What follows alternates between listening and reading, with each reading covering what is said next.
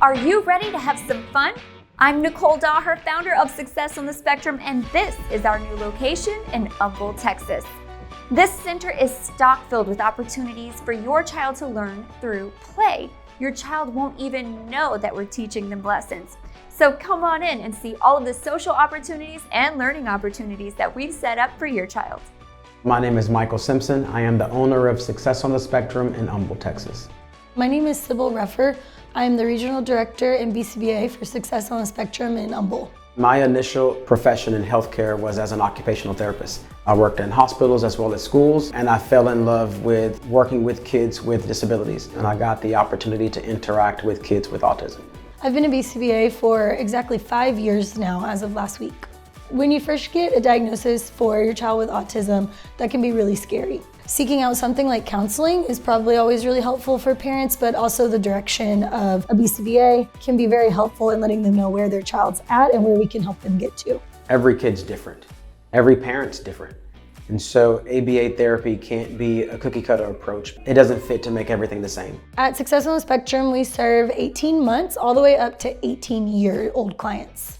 The most important thing to do is see what your child needs as far as therapy, school supports, or anything else, whether it's in-home, in school, or in an ABA center, and to get in contact with us right away because the earlier the better. All of our centers have classrooms on purpose, and the classroom is designed to help those kids who are making those improvements get ready for what's coming in school. ABA allows us to prepare them for it, and then it also allows us to physically transition into the school and work with them there until they don't need us anymore. When we get a kiddo in the door, we evaluate them from the start and make their therapy extremely individualized. The ABA of today is not the ABA of old. ABA of today is more client-centered versus me having to do these 5 things in a book. And I would challenge anyone who have, a negative view of ABA to compare the two, to actually look at what ABA and the concepts of ABA now to what you've heard or experienced in the past and see the differences between the two. We have many kids who came to us not talking, not communicating to their parents at all. And now many of them are talking in full sentences, and some of them that haven't yet started talking are communicating in other ways that we've taught them to, such as on a tablet or with picture cards. And this all aims at getting those challenging behaviors down. The goal of ABA, at least at Success on the Spectrum, is to make sure that the kiddos can fit into society, because they won't always have mom and dad. They will definitely need to communicate with other people around them in their lives, whether it is a caregiver that they have for their whole life, or whether they're in a job one day and they need to communicate with their boss. So we're just trying to give them all the skills to be as successful as possible. We literally had a kid who, when he first came to the center, he would not go into a room. The only thing he wanted to do was be pulled in a wagon. And so we pulled him in that wagon a day and a half. And then we put his most favorite enjoyable toy inside of one of the classrooms. And so he would allow us to go into the classroom to get the toy, but we had to come out. And so slowly we put a couple of more toys in, and he would go into the classroom, interact with that toy. And before you knew it, he forgot that he was in the classroom. And then that classroom became a safe space for him. So now his safe world was the hallways and that classroom. Open up to the lunchroom, next thing in the lunchroom. And so now when you see him, he's running through the hallways, he's talking to kids, he's interacting with everybody. That approach wouldn't work for another kid.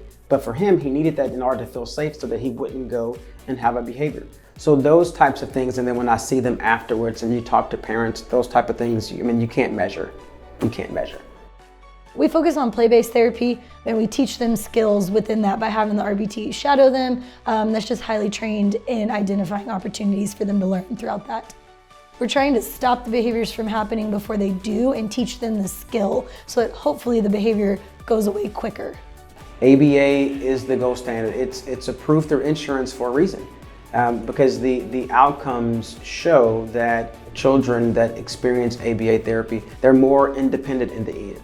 That's a big picture thought process. But my heart is individual pieces, individual families, individual successes. I mean, those are the things that all together make up the outcomes. But we live in the individual scenarios. We live with parents. We live with those kids right now that are in front of us doing what we're doing. It's not a matter of making them normal. It's a matter of making them, improving the way they interact with their environment. For some of them, the biggest success may be words. They haven't said a word and somebody told them they were never going to be able to speak, and now we got a word and the whole clinic freaks out because they said their first word. For the other ones, it might be that first time when they eat a non-crunchy food and they like it and they enjoy it, and then being able to improve their diets.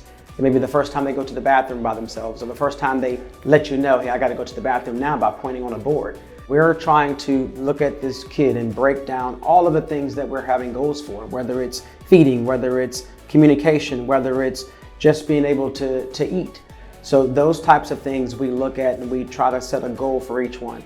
And when you add those goals together, you get a happy parent because it's easier for them to communicate with their child.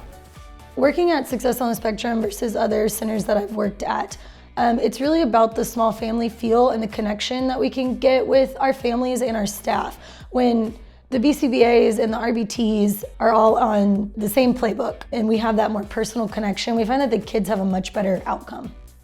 Each week, our parents sit down with the BCBA and they talk about goals. That multiplied by, once a week times 4 weeks times 3 months, you start to see those improvements with parents and with kids. And you see them relax and build trust inside the BCBA and the staff that works with the kids. Parent training is a very important aspect of ABA. It involves the family with the therapy team as a whole. Something specific to Success on the Spectrum is that we have cameras in every room. When you are participating in parent training sessions with the BCBA, you can watch your kiddo live with the RBT working, and they can show you what skill sets we're working on, walk you through it step by step. And then anytime that you want to just pop by the center and come watch and see how your kiddo is doing during the therapy day, you're welcome to do that. These parents come to us with that trust already broken.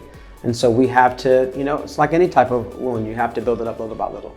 And so the trust is an important part, and safety is a part of that. And so we do our very best to keep our kids safe and keep our parents informed of everything that happens. And I've had parents to sit out in that lobby or in the conference room for 8 hours. I've had them go down to 6 hours, then 4 hours, then 3, then 2, then 1, then they don't come anymore because they have to develop that trust.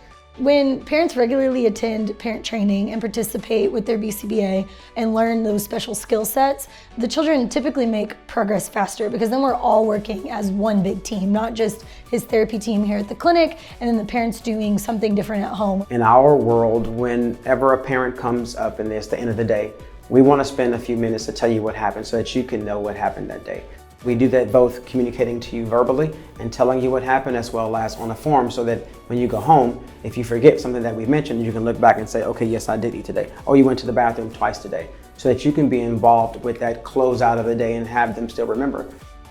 Parents and families that struggle with taking their kiddo to everyday activities, such as just going to the grocery store, going to church for some families, where they feel like they might be judged because of their child's challenging behaviors, whether it's some kind of outburst or some kind of aggression.